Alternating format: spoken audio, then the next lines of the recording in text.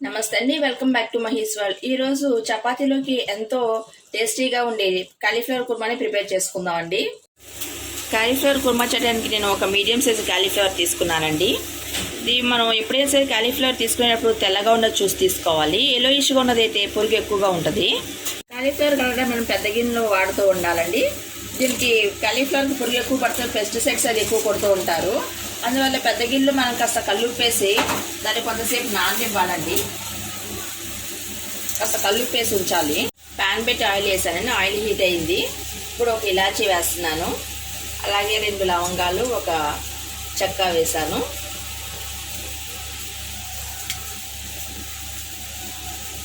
ఒక medium size onions 2 తీసుకున్నాను. ఒక 5 పచ్చిమిరపకాయలు తీసుకున్నాను. ఇది తాలింపులో వేసేస్తున్నాను. ఒక స్పూన్ అల్లం పేస్ట్ వేస్తున్నాను. ఆయిల్లోనే పచ్చివాసన పోయేంత వరకు ఫ్రై చేయాలి. కాలీఫ్లవర్ని శుభ్రంగా 2-3 సార్లు కడిగి పక్కన పెట్టుకోవాలి. ఆనియన్స్ కొంచెం ఫ్రై అయినాయండి. ఇప్పుడు ఆయిల్లో మనం ఒక 1/2 స్పూన్ పసుపు వేస్తున్నాను. అలాగే 1 స్పూన్ ధనియా పౌడర్ వేస్తున్నాను.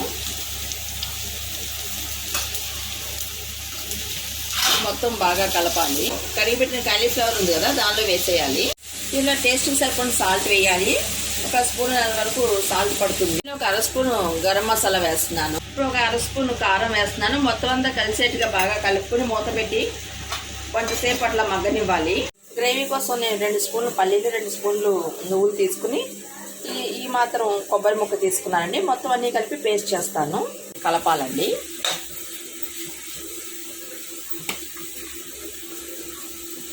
ఇది పేస్ట్ చేసుకున్నాం కదా, పేస్ట్ దీనిలో వేసేసేయాలి.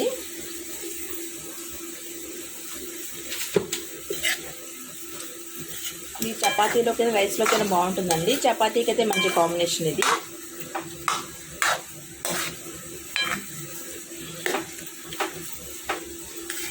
ఇప్పుడు సాల్ట్ సరిపోయిన తర్వాత ఒకసారి చెక్ చేసుకోవాలి. ఒక 1/2 గ్లాస్ నీళ్ళ వరకు కడిగి అందులో పోసేసేయాలి.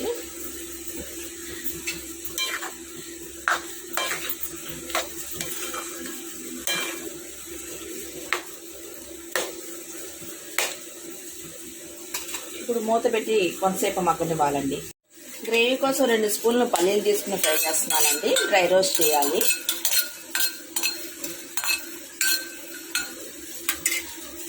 ఇవి ఫ్రై అవుతున్నాయి కదా, అలాగే దీనిలోనే ఒక 2 స్పూన్లు నువ్వులు వేస్తున్నాను. ఆల్మోస్ట్ అవి ఫ్రై అయినాయండి పల్లీలు. చివరిలో వేస్తే సరిపోతుంది నువ్వులు.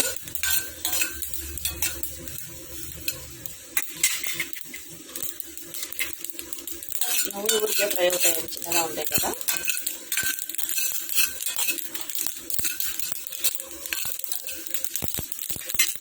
మధ్యలో మూత తీసి మనం ఈ కూరను కలుపుతూ ఉండాలండి. కూరంతా బాగా ఉడికిందండి, దగ్గరకు వచ్చేసింది. ఇప్పుడు మనం కొత్తిమీర వేసుకుని సర్వ్ చేసుకోవటమే. ఈ రెసిపీ మీకు నచ్చినట్లయితే లైక్ చేయండి, షేర్ చేయండి, సబ్స్క్రైబ్ చేసుకోండి. Thank you for watching.